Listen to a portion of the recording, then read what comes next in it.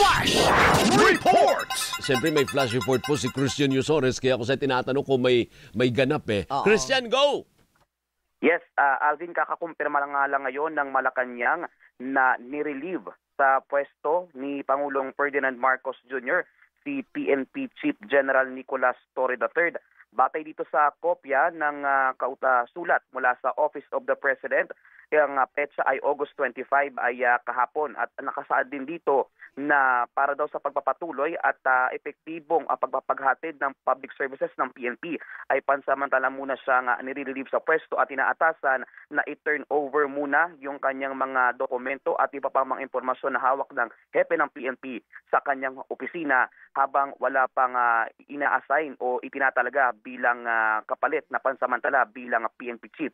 Ang permado dito sa dokumento ay si Executive Secretary Lucas Bersamin sa ilalim ng utos ni Pangulong Marcos Jr. Bakit kaya siya tinanggal? Bakit tinanggal? Hindi pa na retirable na ba si Hindi pa. Hindi pa, diba? Hindi pa, bata may pa. something, bakit siya pinalitan na Christian?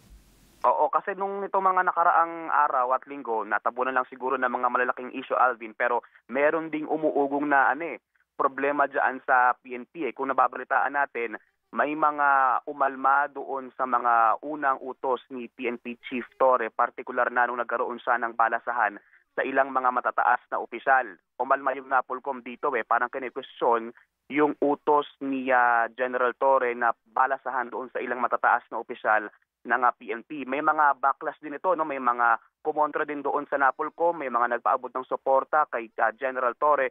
Pero sa ngayon medyo may gray area pa lamang kung ano ba talaga yung desisyon o yung naging dahilan ng Pangulo kung ito ba ay related dyan sa nagiging problema sa PNP. Oh. Pero sino daw ang kapalit in the meantime?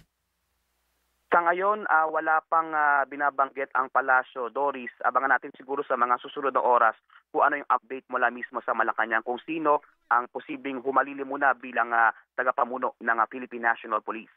Yung nasa memo, ang nag-relieve kay PNP Chief, si Pangulo mismo o si Executive Secretary?